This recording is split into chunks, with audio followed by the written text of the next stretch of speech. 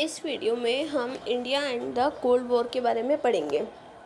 ठीक है, तो as a leader of NAM, India's response to the ongoing cold war was twofold. अब NAM का leader होने के नाते, क्योंकि हमारे देश से Pandit Jawaharlal Nehru non alignment movement के लीडर थे, 5 लीडर्स थे ना, 5 कंट्रीज़ ने मिलके नैम की फाउंडेशन रखी थी। ठीक है, तो उसमें से एक हमारे इंडिया से जवाहरलाल नेहरू थे। तो as a leader of India's response to ongoing cold war was twofold. तो ऐसे में ना इंडिया के दो पहलू थे। एक तो it took particular care staying away from the two alliance. Second, it raise voice against newly decolonised countries becoming part of this alliance. पहला तो ये कि वो इन यूएस और यूएसएसआर इन अलायंस से दूर रहे। दूसरा, जो नई कंट्रीज़ अभी फ़िलहाल में मतलब वो जिनको फ्रीडम मिली थी, तो वो जो अलायंस के साथ जाके मिल रही थी, तो उनके अगेंस्ट वॉइस मतलब अपनी वॉइस उठा रहा था कि भाई ऐसा मत करो, इन अलायंस के साथ जाके मत मिलो। तो अल्टीमेटली जब इंडिया ऐसा कर रहा था, उनको रोक रहा था उन कंट्रीज़ को, तो कहीं ना कहीं वो क्या दुश्मन बनेगा ना यूएस और यूएसएसआर का। तो इंडिया के दो रोल हो गए, एक तो खुद उन अलायंस से दूर रहना, और दूसरा जो नई डीकोलोनाइज कंट्रीज़ थी जिनको भी फ़िलहाल फ्रीडम मिली थी, तो उनको रोकना उन अलायंसेस का हिस्सा बनने से। तो ऐसे में इंडिया खुद मतलब ये एक बड़ा स्टेप था इंडिया के लिए कि वो यूएस और यूएसएसआर से टक्कर ले रहा है। India's policy was neither negative और नॉट पैसिव। ना तो इंडिया की जो पॉलिसी थी, ना तो वो नेगेटिव थी और ना ही वो पैसिव थी। As Nehru reminded the world, no alignment was not a policy of fleeing away. तो अभी जो जवाहरलाल नेहरू जी थे, उन्होंने बताया कि नॉन अलाइनमेंट मूवमेंट का मतलब ये नहीं है कि हम चीज़ों से दूर रहें। On the contrary, India was in the favor of actively intervening in world affairs of soften Cold War rivalries। ठीक है ना, तो इंडिया का जो रोल है वो है कि इसमें इन इंटरनेशनल अफेयर्स में एक्टिवली पार्टिसिपेट करने का, और जो कोल्ड वॉर हैं उनको जो कोल्ड वॉर भी हैं उनको सॉफ्टन करने का, मतलब कि भाई कोल्ड वॉर कभी भी हॉट वॉर में चेंज ना हो जाए। तो मतलब पीस बनाए रखना, शांति बनाए रखने का काम था इंडिया का। India tried to reduce the differences between the alliances and thereby prevent differences from escalating into a full scale war. कहाँ गया? India tried to reduce the differences. India क्या कर रहा था, जो भेदभाव थे, जो डिफरेंसेस थे दोनों अलायंसेस के बीच में, उनको कम करने की कोशिश कर रहा था। ठीक है, escalating the full scale war, क्योंकि ये जो कोल्ड वॉर था ये कभी भी किसी भी टाइम पे हॉट वॉर में चेंज हो सकता था। Indian diplomats and leaders were often used to communicate and mediate between cold war rivals such as Korean war in early 1950। जब इंडिया के जो लीडर्स, डिप्लोमेट किनको बोलते हैं, जो ना तो बहुत सख्त हैं ना ही बहुत नर्म है, आई मीन मतलब वो बीच की बात रखते हैं अपने डिप्लोमेट की, मतलब सिचुएशन को देख के वो अपना डिसीजन लेते हैं।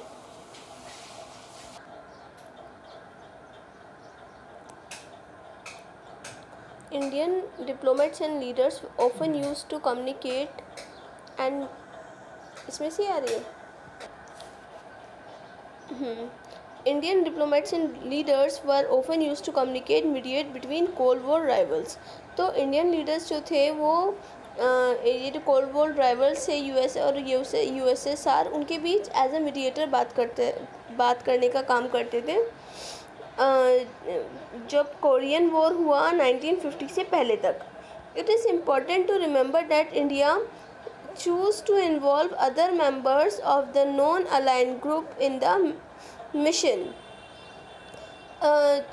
ये याद रखने वाली बात है। It is important to remember that India choose involve other members. Okay, ठीक है। तो इंडिया ने क्या किया था कि दूसरे और ग्रुप के लोगों को भी नॉन अलाइनमेंट मूव ज्वाइन करने के लिए अपने साथ इनकरेज किया था। During the cold war India repeatedly tried to activate those regional and international organisation which were not a part of the alliances led by US और यूएसएसआर। इंडिया बार बार ना नेशनल और इंटरनेशनल लेवल पर कोशिश कर रहा था कि लोग जो हैं वो यूएस और यूएसएसआर के पार्ट ना बने। Nehru repost great faith in genuine Commonwealth of free and cooperating Nations. जो वो नेहरू जी थे, उनका मानना था कि हमें फ्री कोऑपरेटिंग नेशंस की तरह रहना चाहिए, कि किसी के अंडर हमें नहीं रहना चाहिए। That would play a positive role in the softening it not ending the Cold War, if not ending the Cold War। कि इससे एक पॉजिटिव एक्चुअली क्या होगा ना, जब ऐसा क्यों चाह रहे थे नेहरू जी, उसके दो कारण थे। एक तो ये कि जो यूएस और यूएसएसआर की कहीं ना कहीं हम लोग उनके साथ कुछ एग्रीमेंट और ट्रीटी साइन कर रहे हैं और कुछ टर्म्स एंड कंडीशन में उनके साथ बंध जाएंगे। सपोज़ अगर वो कभी कोई वॉर करने लगे तो हमें उनका सपोर्ट करना ही पड़ेगा, उस वॉर में हमें भी इन्वॉल्व होना पड़ेगा, ठीक है ना। तो फिर बात चाहे उन जो बड़ी कंट्रीज़ हैं, जो यूएस और यूएसएसआर हैं, अब भाई उनके साथ में अब जब कभी वॉर होता है तो किसी एक का नुकसान नहीं होता, उसमें बहुत सारे लोग लपेटे में आते हैं। क्योंकि जब फर्स्ट वर्ल्ड वॉर और सेकेंड वर्ल्ड वॉर हुआ तब यही हुआ था, आसपास की कंट्रीज़ को भी भुगतना पड़ा था। तो फिर दूसरी चीज़ वो इसलिए चाह रहे थे कि जब जो यूएस और यूएसएसआर है, जब वो अपने स्फेयर को बढ़ा रहे थे, अपने साथ अलायंसेस को मिला रहे थे, तो ऐसे में जब कोई बंदे के पास बहुत ज़्यादा पावर होती है तो वो ऐसे में मिसयूज़ करने की सोचता ही है। तो नेहरू जी का मानना था कि अगर पूरे वर्ल्ड में पीसफुल हमें इन्वायरमेंट चाहिए तो उसके लिए ऐसा है कि किसी की ताकतों को ना बढ़ाया जाए ताकि वो उसको मिसयूज़ कर सके। और अगर अगर हम उनके साथ अलायंसेस बन जाते हैं तो आने वाले टाइम में फिर हमें उनके टर्म्स एंड कंडीशन को मानना पड़ेगा। अगर वो वॉर करते हैं तो हमें ना चाहते हुए भी उसमें इन्वॉल्व होना पड़ेगा, ठीक है। तो non alignment was not as the some suggested a noble international cause which had little to do with India's real interest. Non-alignment posture also served India's interests were directly in at two ways. तो जो non alignment जो movement था उसमें India ने दो तरीके से अपना रोल प्ले किया, ठीक है। एक तो first, non alignment allowed India to take international decision. Non alignment movement में इंडिया को इंटरनेशनल डिसीजन लेने का मौका मिला। Stances that served in its interest rather than the interest of the super powers and their allies, ठीक है। तो उन्होंने मतलब इसमें क्या था कि भाई वो सुपर पावर्स के साथ में पीस एंड ट्रीटी के ऊपर बात कर सकते हैं, उनके साथ उनसे इन्फ्लुएंस नहीं होंगे, ठीक है। Second, India was often able to balance the super power against the other, कि सेकेंड इंडिया जो है वो एक सुपर पावर्स के बीच में बैलेंस बनाने की कोशिश करेगा कि भाई जो कोल्ड वॉर है वो भी ख़त्म हो जाए, ठीक है। मतलब कंडीशन पहले से सही हो, बिगड़े ना। In India, if India felt ignored and unduly pressurized by the one superpower, it could tilt toward the other. Neither alliances system could take India for granted or bully it. अगर India को ऐसा लगता है, उसको feel होता है कि कोई भी एक सुपर पावर उसको प्रेशराइज कर रही है तो वो दूसरे की तरफ टिल्ट हो सकता है। मतलब बैलेंस बनाने के लिए कि एक अगर उसको प्रेशराइज कर रहा है कि भाई किसी भी चीज़ के लिए, तो वो दूसरे की तरफ जा सकता है। और मतलब उनके साथ अलायंसेस ना बने पर उनके साथ बैलेंस बनाए बात करें, ठीक है। India's policies of non alignment was criticise on a number of the counts, here we may refer to only criticism. और ऐसा भी हुआ क्योंकि अब इंडिया उसमें मेन मेंबर था, और वो वहाँ पे एज ए मीडिएटर दोनों सुपर पावर्स के बीच में बात भी करता था, और उनसे इंडिया का ये काम भी था कि वो उनसे दूर रहे इन अलायंसेस से, और जो डीकोलोनाइज कंट्री है उनको भी मोटिवेट करे उनसे दूर रहने के लिए। ठीक है, तो ऐसे में नॉन अलाइनमेंट मूवमेंट को बहुत ज़्यादा क्रिटिसाइज़ भी किया, कई बार किया गया। तो यहाँ पे 2 बार जो इंडिया को क्रिटिसाइज़ किया गया नॉन अलाइनमेंट मूवमेंट के लिए, वो 2 किस्से यहाँ पे बताए हैं। First, India's non alignment was said to be unprincipled. India का जो नॉन अलाइनमेंट मूवमेंट था उसको अनप्रिंसिपल्ड बोला, यानी कि उन्होंने बोला कि इसके कोई सिद्धांत नहीं है मूवमेंट के। In the name of pursuing it's national interest, India, it was said, often refused to take a firm stand on crucial international issues.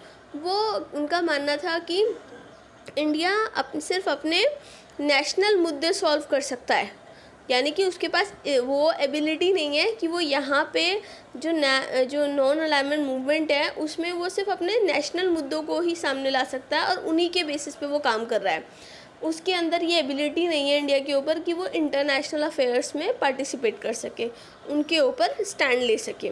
Second, it is suggested that India was inconsistent and took contradictory posture having criticized others for joining alliances, कि India को suggest किया गया कि वो ना इतने contradictory posture क्यों ले रहा है। मतलब कई बार तो वो अब क्योंकि इंडिया का रोल ही ये था कि वो मीडिएटिंग की तरह काम करेगा, पीस एंड ट्रीटी बनाए रखेगा, और दूसरी तरफ वो दूसरे लोगों को दूसरी डीकोलोनाइज कंट्रीज़ को उनका अलायंसेस बनने से रोक रहा है। तो वो कह रहे हैं कि आप ना डिप्लोमेटिक, मतलब इंडिया के 2 मुखिटे हैं, एक तरफ वो पीस एंड ट्रीटी की बात करता है, दूसरी तरफ वो दूसरी कंट्रीज़ को भड़का रहा है। ठीक है, Having criticized others for joining alliances, India signed the Treaty of Friendship in August 1971 with the USSR for 20 years. कि वो ना क्या कर रहा है कि भाई उसने एक जगह तो उसने ये बोल रहा है कि उनको ज्वाइन मत करो, और फिर उसने खुद यूएसएसआर के साथ फ्रेंडशिप ट्रीटी साइन की 20 साल के लिए अगस्त 1971 में। This was regarded particularly by the outsider observer. मतलब जो कंट्रीज़ को वो अब इंडिया मना कर रहा है कि आप अलायंसेस मत बनो, तो उनको क्या लग रहा है कि हमें तो ये मना कर रहा है कि हम ना यूएस के साथ जुड़े, ना यूएसएसआर के साथ, और ख़ुद यूएसएसआर के साथ फ्रेंडशिप करके बैठ गया। तो ये जो आउटसाइडर ऑब्जर्वर थे उनको ये चीज़ नहीं समझ में आ रही थी कि हमने मतलब जो फ्रेंडशिप की है उसका मतलब ये नहीं कि हम उनके अलायंसेस बन गए। इसका मतलब है कि हम लोग ना उनके बीच मीडिएटिंग का काम करेंगे, बैलेंस बना के रखेंगे। और जो छोटी कंट्रीज़ थी उनको क्या लग रहा था कि अगर किसी रिच कंट्री के अंडर हम आ गए तो हमारे देश का डेवलपमेंट हो जाएगा। तो और फिर ऊपर से इंडिया उनको मना करे तो उनको क्या लग रहा था, इंडिया ही दुश्मन लग रहा था। ठीक है, so virtually joining the Soviet alliance system, Indian government's view was that India needed diplomatic and possibly military support during the Bangladesh crisis, and in any case of treaty not stop India from having good relation with other countries including the US. तो जो outsider observer थे, जो दूसरी decolonise countries थी, उनको ऐसा लगा कि इंडिया खुद तो उनसे फ़ायदे ले रहा है कि उसको जब बांग्लादेश क्राइसिस के टाइम पे, मतलब जब हमने बांग्लादेश को अपने देश से सेपरेट किया था, तो कि उनको मिलिट्री हेल्प चाहिए तो वो यूएसएसआर के साथ फ्रेंडशिप कर रहा है और हमको मना कर रहा है। ठीक है, इस तरीके से वो 2 बार क्रिटिसाइज़ किया गया। इसमें जो मैंने बताया India in the cold war के अंदर, आपको ये भी लिखना है कि इंडिया के 2 फोल्ड्स क्या थे, कि उसको लेके, पॉलिसी को लेके, कि एक तो खुद दूर रहना उससे अलायंसेस से, और दूसरी डीकोलोनाइज कंट्रीज़ को मना करना। ठीक है, फिर इसमें ये भी लिखना कि इंडिया ने कैसे रोल प्ले किया नॉन अलाइनमेंट मूवमेंट में, फिर इंडिया को कैसे क्रिटिसाइज़ किया गया। ये 3 क्वेश्चन कि इंडिया को क्रिटिसाइज़ क्यों किया गया नॉन अलाइनमेंट मूवमेंट के दौरान। ठीक है, non alignment as a strategy evolved in Cold War context, as we will see in the chapter 2 with the disintegrated of the USSR and the end of the Cold War in 1991. ठीक है, जो cold war था वो 1991 में ख़त्म हुआ. Non alignment both as N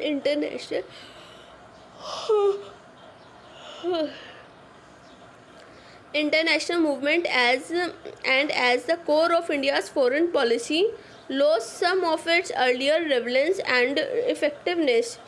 However, non-alignment contained some core values and enduring ideas. It was based on a recognition that decolonized states share a historical affiliation and can become a powerful force if they come together. ठीक है, तो इन्होंने बोला कि जो ये था non alignment और इंटरनेशनल मूवमेंट, ये इंडिया की फॉरेन पॉलिसी थी. As a core of the India's foreign policy lost some of the earlier relevance and effectiveness. तो इसमें क्या था, इंडिया का ना एक शुरू में जो इफ़ेक्ट था नॉन अलाइनमेंट के मूवमेंट के दौरान, जो इंडिया एक हीरोइक रोल प्ले कर रहा था कि मतलब सब लोग उनको इंडिया को आगे बढ़ा रहे थे कि भाई आप बात करो, आप ये करो. वो इफ़ेक्टिवनेस थोड़ा सा ख़त्म हो गया. However, non alignment contained some core values of enduring ideas. It was based on recognition that decolonized states share a historical affiliation and can become a powerful force if they come together. ठीक है, तो जो non alignment movement के दौरान कुछ ideas सामने आए, उसमें से कुछ बहुत बेनिफिशियल थे कि जिसमें यह था कि जो डीकोलोनाइज कंट्रीज़ हैं वो अगर एक साथ हो जाएं तो वो अपने आप में बहुत पावरफुल होगा. It mean that the poor and often very small countries of the world need not become follower of any big powers. इसका मतलब ये था कि जो डीकोलोनाइज कंट्रीज़ हैं ना, बेशक से जो वो पुअर हैं, वो अभी उनको इंडिपेंडेंस मिली है, तो इसका मतलब ये नहीं है कि उनको अपने आप को ग्रो करने के लिए किसी बड़ी कंट्री का ही सहारा लेना पड़े. ठीक है, they could pursue an independent foreign policy. वो खुद की अपनी independent foreign policy बना सकते हैं. It was also based on resolve the democratized and international system by thinking about an alternative world order to address existing inequality. कि वो अपने जो हमारे जो डेमोक्रेटिक इश्यूज़ हैं वो हम खुद रिसॉल्व कर सकते हैं, और जो मतलब जो भी हमारी इनइक्वालिटीज़ है उसको हम उन सब चीज़ों को हम खुद ख़त्म कर सकते हैं.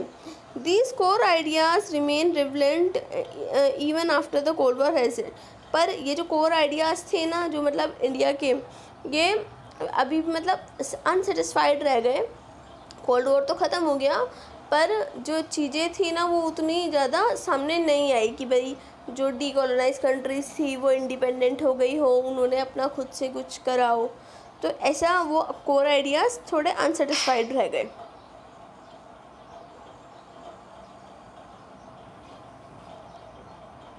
ओके, तो ये चैप्टर यहाँ पे ख़त्म हो गया, और आप मुझे फीडबैक यूट्यूब पे दे देना.